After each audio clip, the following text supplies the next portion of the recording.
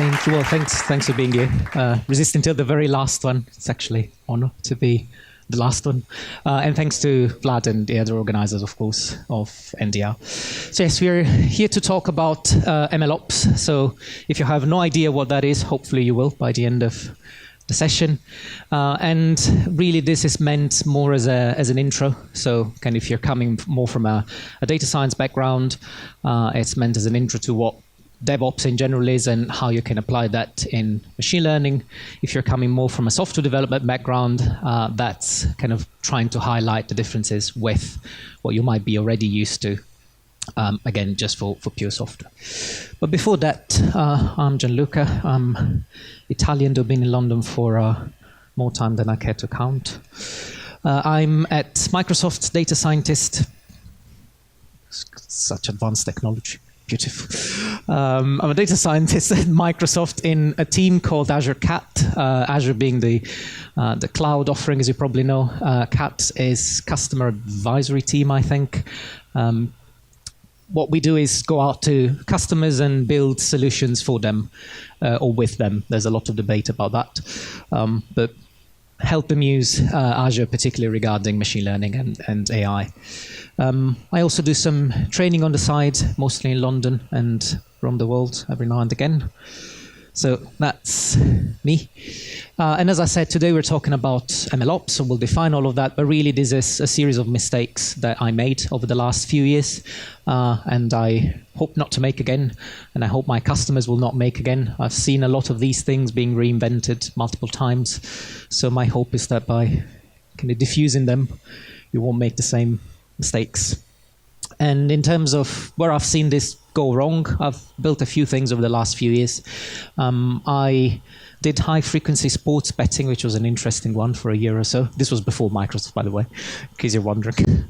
And then with Microsoft, I've been working a lot on personalization and content recommendation with very large-scale projects. So think of the largest one, the most recent one was around 25, 26 million active users per day. So that type of scale. But you can also use this on much smaller scale things. Like the last project I listed there is forecasting. And if you were at NDR last year in Yash, that was somewhat linked. So my presentation there was on forecasting. And typically there, the amount of data is much, much smaller. So that applies through the board. When I'm talking about MLOps, though, I'm mostly thinking about this building focused. So it's not your traditional analysis, your stats, if you want. It's more about machine learning and the links with software engineering, where you have some product and then you're developing some data-driven capabilities around it. Think of a search engine or, say, a Netflix recommender type of thing that gets data in, but there's a wider context, there's a wider software system around it that does, say, the video streaming and whatnot. So I'm mostly thinking about that. Of course, I really like this. This is from lady down there. So she had this idea, this is the pyramid of needs for machine learning and AI. And I'm, of course, assuming that, you know, when you start thinking about putting in place some DevOps procedures, you have some data to start with, which is not always the case. Some customers come to us and want to do machine learning and AI and they have no data. So this happens as well, of course. The prerequisite to do any machine learning is that you are collecting data. So if that's not the case, this doesn't apply. So what's MLOps? There's two components. The ML, not really going to talk about. The ops, I am. And of course, you need to talk about DevOps first, which in itself was a bit of a change over the last 10 years or so. So DevOps is mostly automation around software development and how that software is put to work into a production environment. So you have so-called IT department and they might manage servers or nowadays run stuff on the cloud. And there's other people developing the software and they somehow need to collaborate. And the idea is that if you can automate the interface between the two as much as possible, then you can build, test, and release software much faster. And things don't break, because if you do it from your laptop, then no one's really able to maybe reproduce your environment, or who knows what's going on. So that was the idea of DevOps. But really, it's more of a, as the people at Atlassian say, it's more of a culture, a movement, a philosophy. It's a bit philosophical itself in a statement, in the sense that it's more about the integration of the two worlds, the people running it and the people developing it. Now, with MLOps, you have two more personas, if you want, coming to the game. You have the data scientists, and most data scientists, I have to say, from what I've seen, do not really care too much about good software development practices, unfortunately. You have, you have the data engineers who might care a bit more, perhaps. And then, of course, you have software developers and you have IT people there as well. Now, with machine learning, I think there's, in addition to the whole development and testing and releasing software, you also have monitoring. Because we don't fully understand when machine learning, software that embeds machine learning, rather, starts failing. So you kind of need to monitor it and see what's happening in the moment where your error goes up too much, your accuracy drops. That's maybe time to retrain or change model or do something about it. So there's an additional component of monitoring in there. Now, why does it matter? And as I said, if you're a data scientist, maybe I'm boring you because you don't care about this. But it matters because if you want that kind of high-risk, high-reward innovation culture where you try a few things quite quickly, say you try a model, it doesn't work, you try another one, and you kind of keep on going and failing fast. This doesn't really work unless you make the whole process quick to reproduce. Because then, again, you might find that something works, but who knows if it's a fluke, right? It's not entirely clear what's going on unless, again, you can go back and you know exactly what data your model was trained on and when and by whom and all your hyperparameters and whatever it is that you're using. Of course, the other thing is if it's not used in production, so if you have a beautiful model and you don't use it, then it really never happened. If it is used in production, it better work. So at some point, then I felt the pressure more when I was doing betting, I guess. If you have a model that's moving money around, then you want to make sure that it works, particularly because your boss will make sure that you feel the pressure for that. So this kind of gives you peace of mind, and that's exactly it. So as a data scientist, I hope to convince you.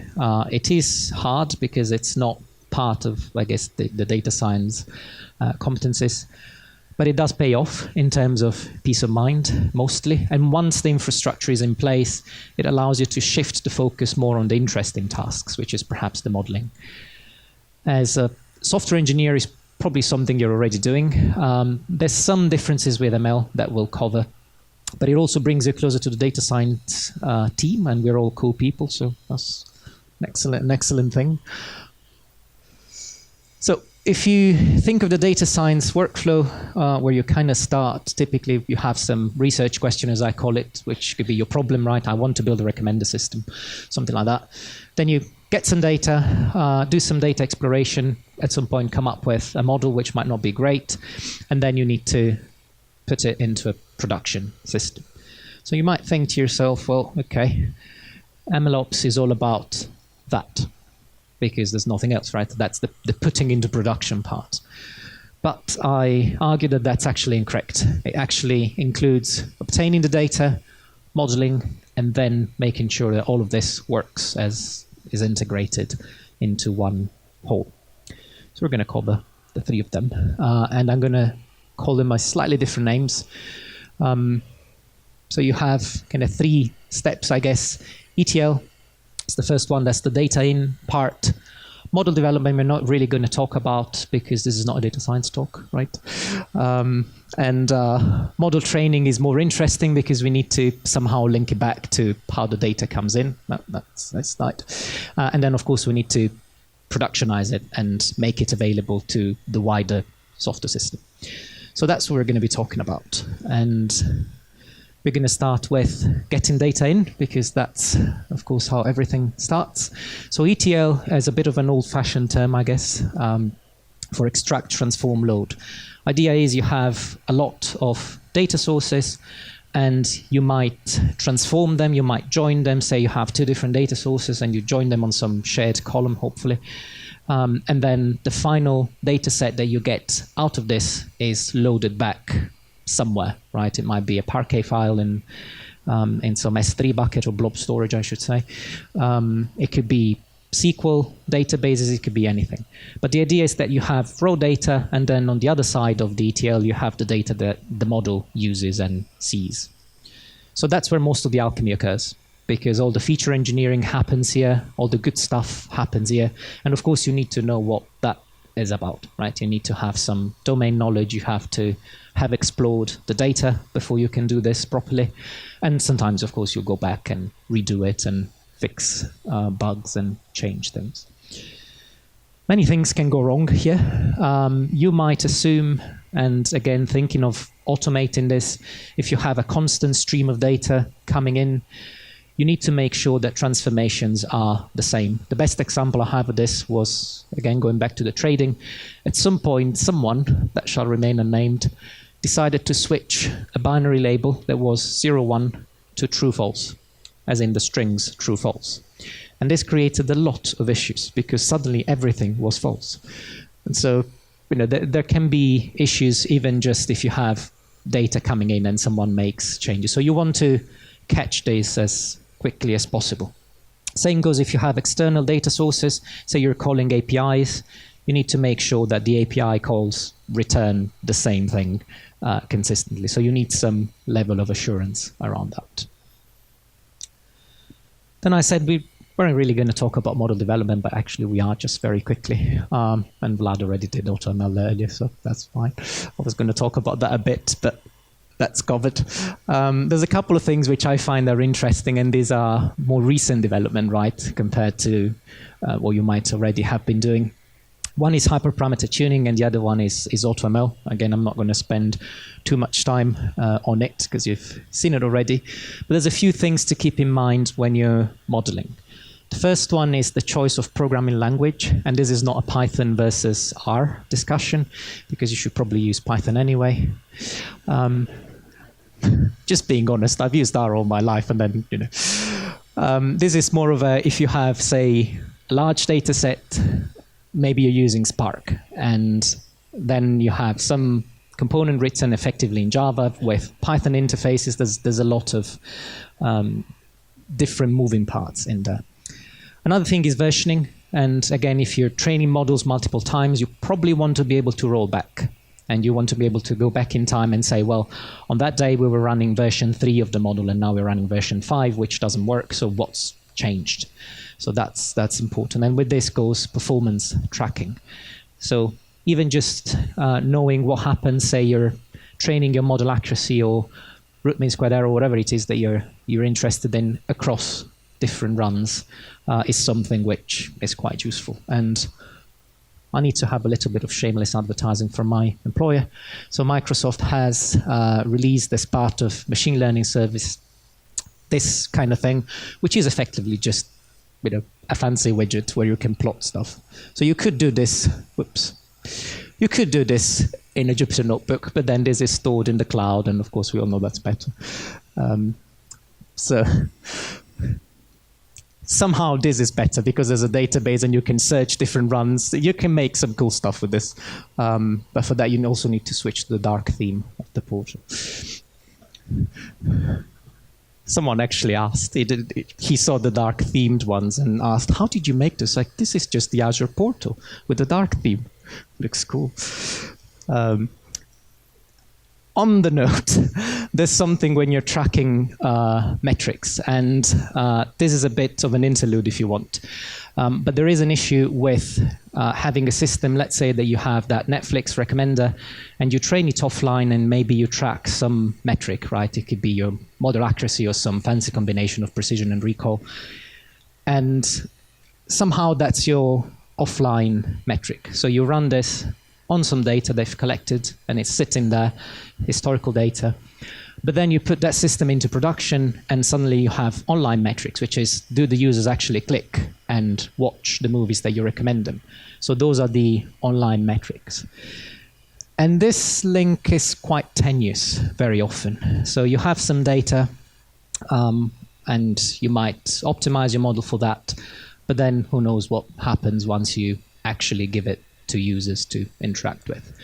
So all of this goes back to experimenting early. I don't think there's anything wrong with running small A/B tests on people and just seeing how the model performs. And this is something that's not currently too easy to do. There are a few open source softwares, including one called Selden, that's developed in London, so I know the people. Again, shameless advertising. But it's not quite there yet. So there's a bit more work to be done there. It's coming, but it's maybe 6 months away from now. This is also, the other reason for this is that once a model is out, of course, it will become a self-fulfilling prophecy. So if you always recommend, let's say, recent project was a news recommendation. If I know you like sports news and I start recommending to you sports news and nothing but sports news, you will click on it because you're interested in it, but then you're not going to see anything else. And you can kind of see where this is going. There's been a lot of recent scandals with that website, which I remain unnamed. But this really is an issue because it biases data collection. If your model is interacting with the users and then you're using that data to put it back into next version of the model and so on and so forth, you end up into this vicious circle, which is not a good idea. So again, something to be mindful of. But let's go back to the actual stuff. So we've got some data in, right, with our ETL, and we are reasonably satisfied that it looks okay. So now we need to put it into a model, get a trained model out, which is the result of this, and then we need to expose it to the wider world. So before we do that, I just wanted to point out a tiny difference between training and scoring. So kind of training the model and then using it to produce predictions.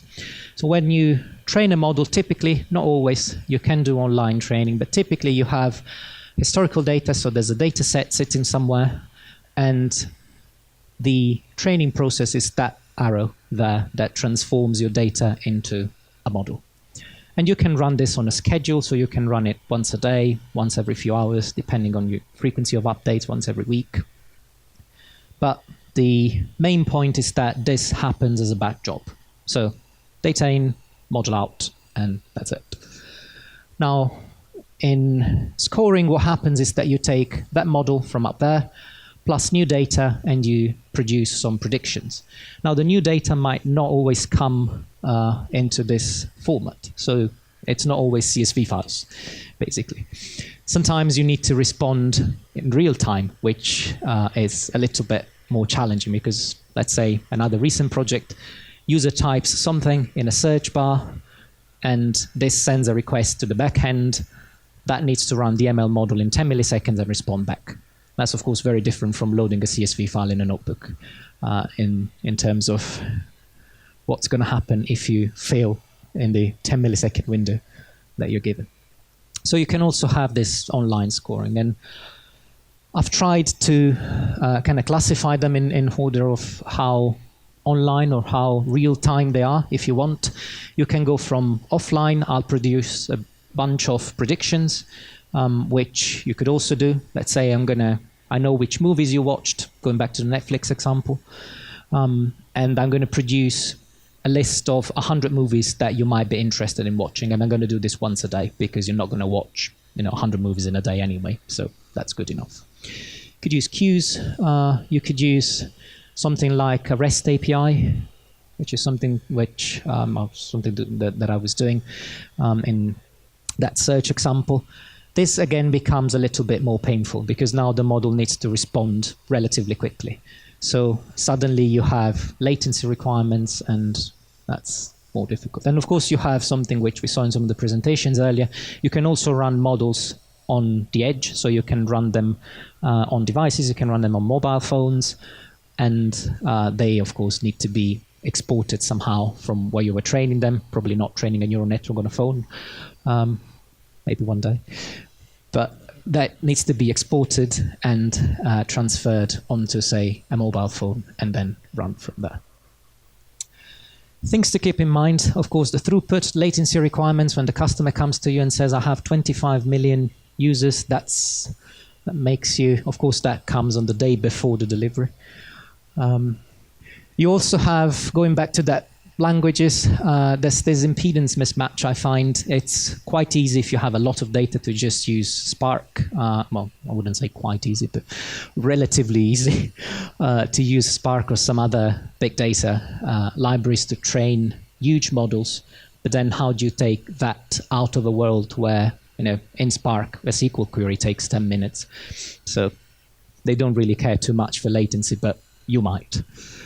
There's access control, there's security considerations, and there's also other moving parts which might not be under your control. So that search example I gave you a while back actually had a kind of Russian doll of dependencies where there was a database query happening and multiple other things then calling the machine learning model. So that's multiple complications in there. If you're doing online, let's say a REST API, typically the preferred solution nowadays is to use containers. So create a Docker container that encapsulates everything, including your Python or Conda environment. That's a good idea. Another thing which is not on the slides, but I should mention, is that you really should pin the dependencies. So if you use a specific version, say of scikit-learn, make sure that you have that version number in there, because that's got me multiple times. So just to make sure that everything is aligned, and then this can be deployed on something like Kubernetes, which is now on pretty much any cloud offers it, or you could use it on some server and automate that. Once that's done, again, something I kind of mentioned in passing earlier, you might want to split traffic, you might want to A/B test different things, you might want to incrementally roll out, say if you have a new version of your model, maybe expose it to 1% of the users, then 5%, then 10%, then 100 once you are satisfied. So all of this is something that needs to be thought of, and the tooling for this is not really there at present. So we've covered all of them, got the data in, got some AutoML going with that, got training and deployment, everything is up and running. So you might think, well, it's done. No. You still need to automate everything. And this is when it becomes painful, because even though you might have created a nice pipeline, say if your data coming in and your model being trained, and it creates all the outputs in nice, convenient locations, all named properly, this doesn't mean that it will run next time you try and run it, and especially it doesn't mean that it will run on a daily schedule, say in 3 months' time. So data might drift, which means that your input might be different. I already talked to you about this. And somehow you want to avoid creating a model or putting into production a model that has worse performance. Something I've seen done and done myself a couple of times is the use of a golden set, which is a kind of set of observations you take out and you know what to expect. You know that the model should predict those correctly, for instance.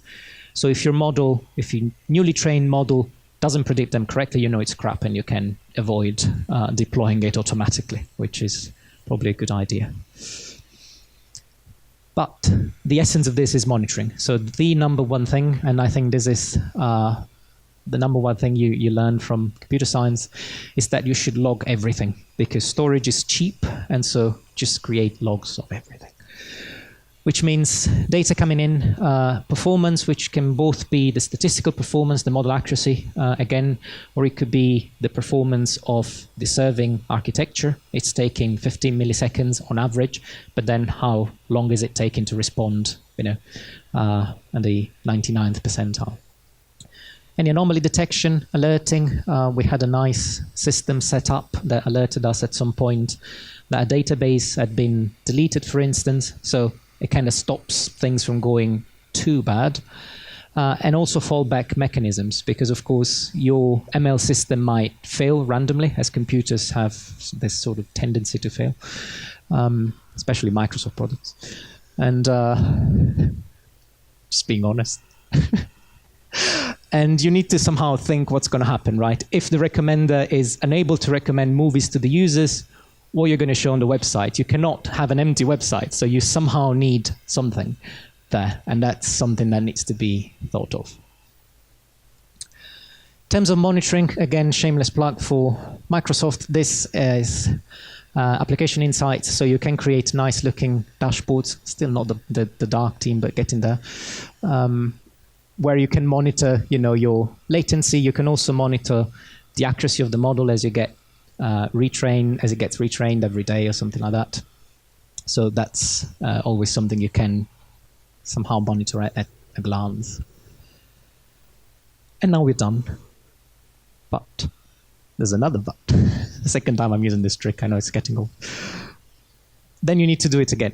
And so there's the issue of versioning, there's the issue of how to get back, right? How can you roll back? And there's the issue of how can you experiment with different models in parallel. Maybe you have an entirely different model which is not V2, right? It's a completely different idea. And how do you create and how do you compare both, exposing them to users? So that's what we've seen. A bit more complicated now. ETL, again, you have training and retraining, and then down here you have this triad of trying new things, deploying them, of course, but also monitoring what's going on. So my, I guess, ask to you, if you want, if you're a data scientist, have a look at the different tools. If you find any bugs in the Azure stuff particularly, and you'll find many, do let me know. It's very new. But also try, I think it's a nice exercise. If you have always worked on your laptop on a local machine, try moving some of that stuff away and see what happens. Suddenly it becomes more painful, but also more interesting. And if you have engineers, software engineers coming to you and bugging you about why do we not do version control for models and data and blah, blah, blah, know where they're coming from. So they have genuine concerns about the models and what they're doing. If you're a software engineer, instead, probably, as I said, kind of know some of this stuff, but also my ask, I guess, is to help your fellow data scientists because we're cool, as I said. So, help us out. We don't always understand what you're doing, so it would be good to know. Cool. That's it. Multimesk. And if you want to keep in touch, I'm on LinkedIn and GitHub, not the other website, but or you have my email there as well. Thank you very much.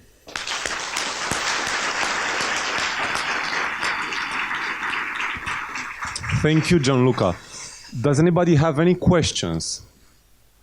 Yes. Regarding why we're using a Mac for this presentation? That is a good question. Thanks. Not what I wanted to ask. You mentioned staged rollouts. And I mean, how do you recommend, you said there are no tools built for this, but how do you recommend to do this? Build two production environments, one with the new version, one with the other, or just share, for example, use the same database for both? Because there's so many problems that come up with any staged rollout. Yes, so what seems to work, at least there's a couple things. One is if you have a database and let's say that's your master copy, that your final production environment will use, I would use the same. Maybe subsample it, say use 10%, 1% of the real thing for development so that it's a bit faster to execute. But then, yes, I would have two, let's say, production-like environments, kind of blue-green deployment, if you wish. And this is also what happens, I'm not sure I'm supposed to tell you, but this is also what Bing does. If you have a new feature on Bing that's kind of rolled out to a very small percentage of the traffic, which of course is still probably a few thousand users, and then it's incrementally exposed to more and more, rather than going from kind of 1% to 100%. Are you working on this on Azure to provide more tools for stage rollouts and things like that? Maybe. Yes. Nice. Thank you. It's going to come in the next 6 months or so. Thank you very much. Any other questions? No, just wiping off. Okay. So if there are no other questions, thank you very much, Gianluca. Thank you.